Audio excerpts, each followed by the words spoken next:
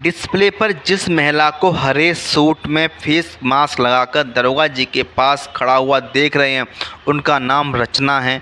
रचना उत्तर प्रदेश के ज़िले बागपत की बागपत कोतवाली के एक गांव है जिसका नाम निरोजपुर गुज्जर है। उस गांव में रह रही थी और वहीं उनकी शादी होकर कुछ साल पहले आई थी। शादी के बाद सब कुछ अच्छा तरह चल रहा था, जीवन यापन अच्छी तरह हो रहा था। इनके पति का नाम सचिन था। सचिन एक अच्छा लड़का था और अपना जीवन यापन, अपने परिवार की जिम्मेदारी आराम से उठा रहा था। लेकिन जीवन में थोड़ी दिक्कतें आती हैं। दिक्कत जब आई तो रचना के पास आई, यानी कि रचना ने दिक्कत को बुलाया, क्योंकि रचना का अफेयर चल रहा था, एक्स्ट्रा मैरिटल अफेयर चल रहा था सोनू के साथ में। यानी कि रचना का एक प्रेमी था, उसका नाम था सोनू।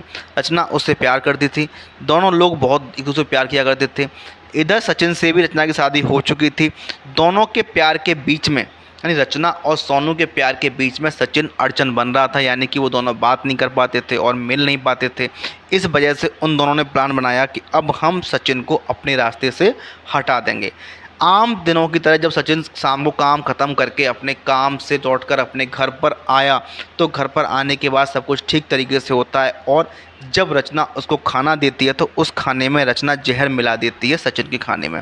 सचिन खाना खाता है और खाना खाने के बाद सचिन सो जाता है और सोने के बाद वो बेहोश हो जाता है। उसके बेहोश होने के बाद रचना फ़ोन करती है सोनू के लिए। सोनू अपने दोस्त के साथ बाइक पर आता है और आने के बाद दोनों लोग मिलकर सचिन का गला दबा देते हैं और घर का जो सामान होता है उसको अस्त व्यस्त कर देते हैं, जिससे कि लगे कि यहाँ पर कोई चोर आया था और चोर ने आने के बाद सचिन का गला दबा दिया और सचिन इस वजह से एक्सपायर हो गया। अब ये मामला 13/6/2026 की रात का था, जब ये कॉल 112 पर पहुंचती है तो वहां गाड़ी पहुंचती है और वह घर की छानबीन करती है और आसपास के सीसीटीवी कैमरों को भी खंगालती है। जब आसपास के सीसीटीवी कैमरे खंगाले जाते हैं तो उस कैमरे में मालूम होता है कि सचिन अपने दोस्त के साथ रात में रचना के घर पर आया है और कुछ समय के बाद, यानी को घंटे 2 घंटे के बाद वो वहाँ से जा रहा है। इस आधार पर पुलिस रचना से सख्ती से पूछताछ करती है। जब सख्ती से पूछताछ होती है तो रचना अपना जुल्म कबूल कर लेती है।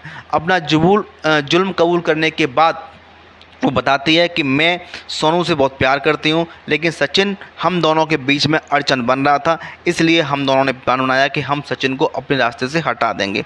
इसलिए हमने सचिन को खाने में जहर पिला दिया और रात में सोनू और मैंने दोनों ने मिलकर इसको मार दिया। मारने के बाद सोनू अपने घर पर चला गया। अब रचना को पुलिस ने गिरफ्तार